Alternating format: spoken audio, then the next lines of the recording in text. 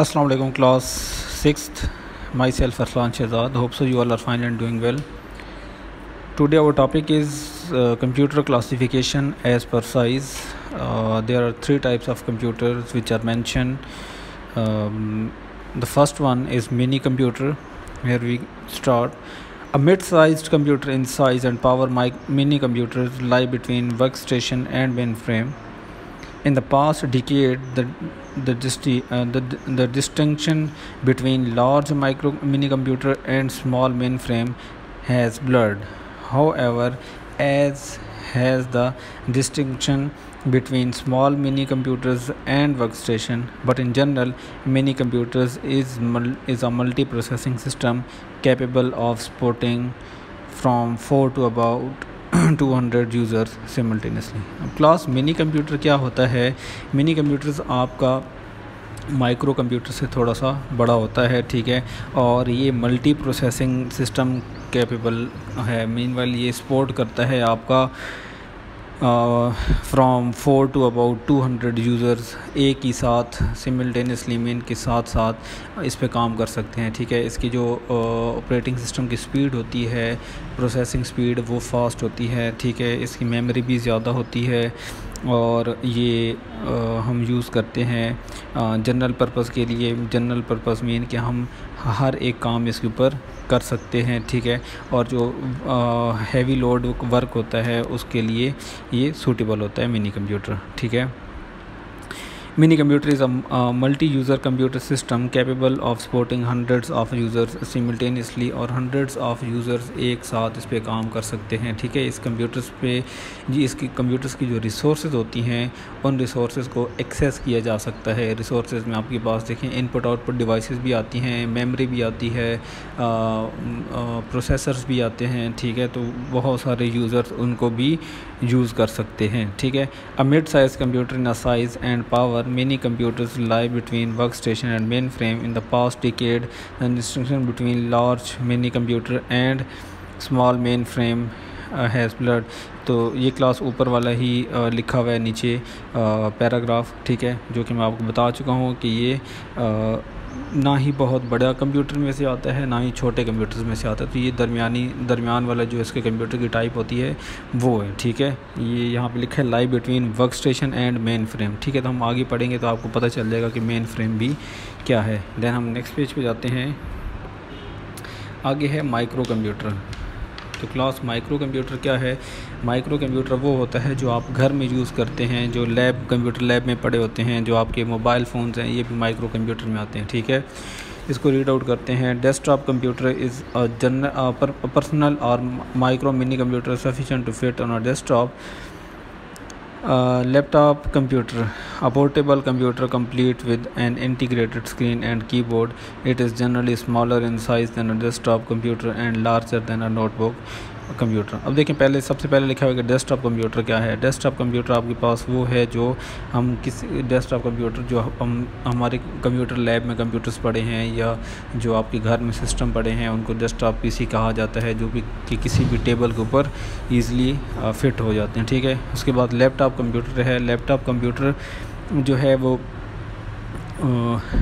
Portable होता है. Portable का मतलब क्या होता है क्लास कि हम ईज़िली उसको मूव कर सकते हैं एक जगह से दूसरी जगह, ठीक है, क्योंकि उसके अंदर बैटरी फिट होती है तो हम उसको ईज़िली मूव कर सकते हैं, ठीक है.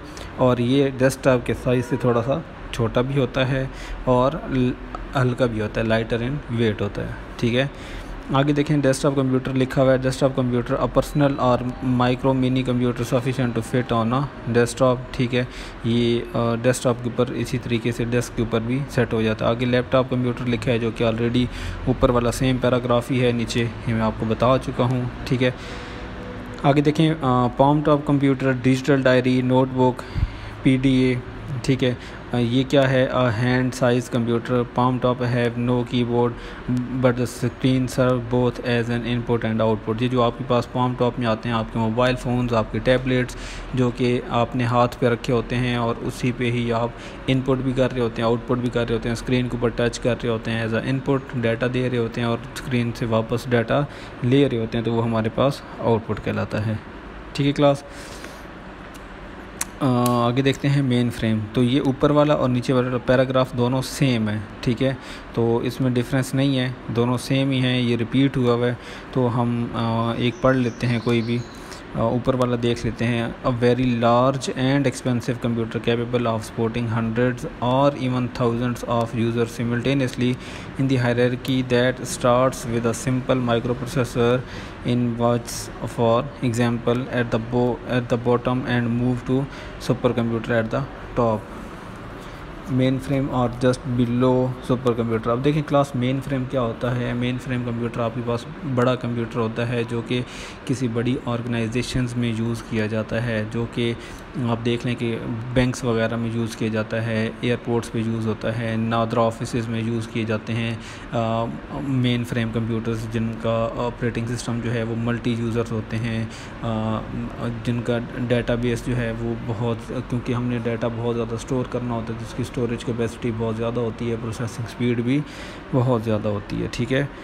और ये मेन फ्रेम कंप्यूटर जो है वो जस्ट सुपर कंप्यूटर से छोटा होता है, बाकी सारे कंप्यूटर से बड़ा होता है, ठीक है। In some ways mainframe are the more powerful than supercomputer because they support more simultaneous programs, but supercomputers can execute a single program faster than a mainframe। अब देखिए हमारे पास क्या है कि जो मेन फ्रेम है वो एक टाइम पे मल्टी यूज़र्स को सपोर्ट करता है, मल्टी जो है वो प्रोग्राम्स को सपोर्ट करता है, एक टाइम पे बहुत सारे प्रोग्राम्स रन हो सकते हैं, जो कि सुपर कंप्यूटर जो है वो एक टाइम पे एक सिस्टम को रन करता है, एक प्रोग्राम्स को रन करता है, लेकिन वेरी फास्ट स्पीड के साथ उसको रन करता है, ठीक है। Main frame is a multi user computer system capable of supporting hundreds of users simultaneously. तो मेन फ्रेम क्या करता है, capable of 100 of user simultaneously, और ये वेरी फास्ट स्पीड के ऊपर प्रोसेस करता है और हंड्रेड्स ऑफ यूज़र्स को एक ही दफ़ा जो है वो एग्जीक्यूट कर सकता है। मीनवाइल अपनी रिसोर्सेज को शेयर किया जा सकता है इसकी, ठीक है। तो क्लास ये आज का हमारा टॉपिक था, होप सो आपको समझ आ गई होगी। इसको आपने रीड आउट करना है और देन इंशाल्लाह हम नेक्स्ट क्लास में अपना नेक्स्ट टॉपिक पढ़ेंगे।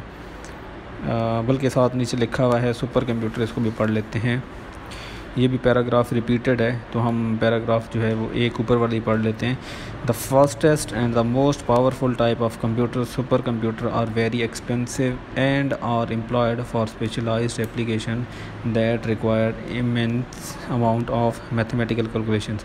अब क्लास कंप्यूटर्स में से जो सबसे फास्टेस्ट और सबसे बड़ा कंप्यूटर होता है वो यही सुपर कंप्यूटर होता है, ठीक है। ये किसी स्पेसिफिक पर्पज़ के लिए यूज़ किया जाता है। For example weather forecasting requires a super computer. Other uses of super computer include animated graphics, fluid dynamic calculation, nuclear energy research and petroleum exploration. अब देखिए क्लास ये कहाँ पे यूज़ होता है, जो वेदर फॉरकास्टिंग, जहाँ पे वेदर की रिपोर्ट्स जाती हैं वहाँ से वो डाटा बहुत ज़्यादा रिक्वायर्ड होता है, फास्ट स्पीड पे प्रोसेसिंग हो रही होती है, ठीक है। वेदर फॉरकास्टिंग में यूज़ किया जाता है सुपर कंप्यूटर। उसके अलावा न्यूक्लियर एनर्जी रिसर्च में यूज़ किया जाता है, एटॉमिक वगैरह में, ठीक है। और पेट्रोलियम वाली साइड पे यूज़ किया जाता है इसको, ग्राफिक्स एनिमेशन वाली साइड पे इसका बहुत ज़्यादा काम है। तो मीनवाइल के जहाँ जहाँ पे जो बड़ी ऑर्गेनाइजेशन हैं, जहाँ पे ज़्यादा काम होता है, वहाँ पे सुपर कंप्यूटर्स को यूज़ किया जाता है। Super computer is an extremely fast computer which can execute hundreds of millions of instructions पर सेकेंड, ठीक है। तो ये क्या करता है कि मिलियंस ऑफ इंस्ट्रक्शंस, मीनवाइल आप कह सकते हैं कि ट्रिलियन ऑफ इंस्ट्रक्शंस पर सेकेंड के हिसाब से ये डाटा को प्रोसेस करता है। ट्रिलियन ऑफ इंस्ट्रक्शंस पर सेकेंड के हिसाब से डाटा को प्रोसेस करता है, ठीक है। तो इसकी स्पीड सबसे ज़्यादा होती है, ठीक है क्लास। ये आज आपका टॉपिक था, तो इंशाल्लाह हम अगला टॉपिक कल की क्लास में पढ़ेंगे। अपना ख्याल रखिएगा। अल्लाह हाफ़िज़।